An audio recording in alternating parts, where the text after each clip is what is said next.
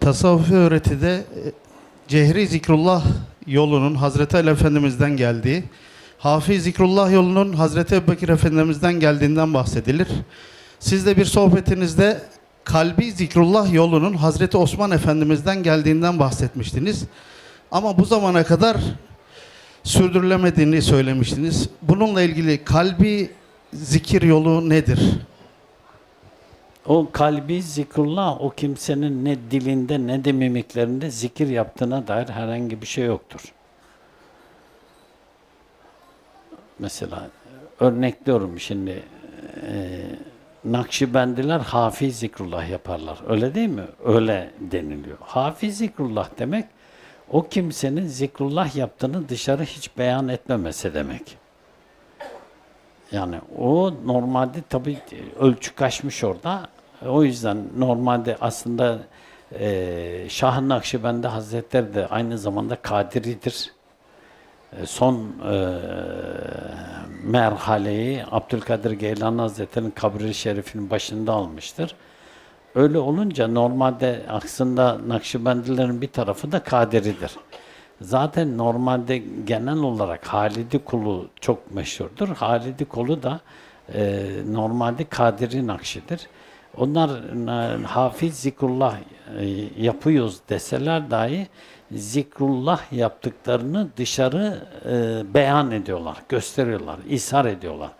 Aslında dışarı beyan edilince, ishar edilince onun hafiliği kalmıyor. O da cehri olmuş oluyor.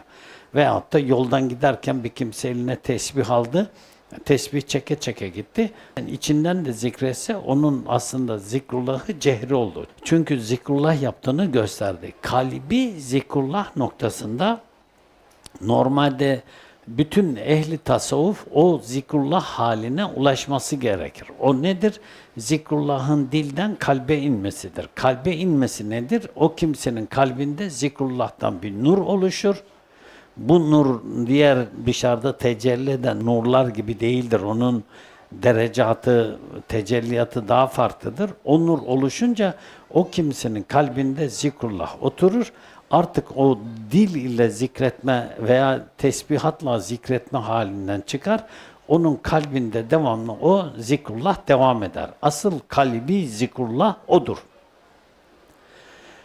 Şimdi kalbi zikrullah odur. Bu işin öğretisi ve tecelliyatı kalmadığından her Nakşibendi biz kalbi zikrullah yapıyoruz diyorlar. Değil. Hafiz zikrullah diyecekler. Kalbi zikrullah, o zikrullahın o kimsenin kalbine oturması demek. O kalbine oturacak veya eski kitaplarda zikri veledi der kalpte duran o nura.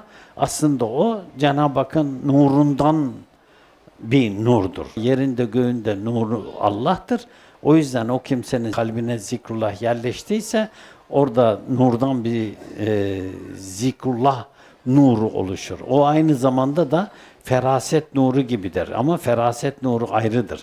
Zikrullah nuru oluşunca feraset nuru da oluşur. Bunları ayrı ayrı anlatalım ki birbirine karışmış olmasın. Aslında zikrullah nuruyla feraset nurunun arasında çok ince bir perde vardır. Renk ayrımı vardır. Renk ayrımı.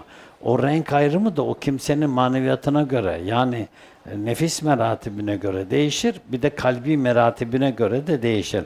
Feraset nuruyla zikrullah nuru aynı renge büründüyse onun kemalatı daha çabuk olur. Ardından o zikrullah nuru sırda zikretmeye başlayacak. O kalpten sonra. Kalpten sonra sır halinde, yani o kimsenin kendi sır mekanizması da göğüs boşluğundadır. Normalde o kalbi de içine alır. Mekan olarak, yer olarak o kimse normalde sırda başlayınca mesela o da kalbidir. Ama yeri kalp halinde değildir. Kalbi de içine alır. Ardından o sırdan zikrullah ruha geçecek. Ruha geçince de onun durumu farklı olur. O yüzden Hazreti Osman Efendimizin o silsilesi evet normalde devam etmemiş burada ama her sufinin geçecek olduğu bir haldir o. Her sufinin geçecek olduğu bir hal olduğu için hani o yolun içerisinde kalmış o. İki yolun içinde kalmış. Çünkü Nakşibendi de olsa, hani hafiz zikrullah da yapsa, sonuçta kalbi zikrullah'a erişmesi lazım. Cehri zikrullah da yapsa o kimse kalbi zikrullah'a erişmesi lazım. Eğer o erişme olmayınca da zaten onu da anlaması mümkün olmuyor.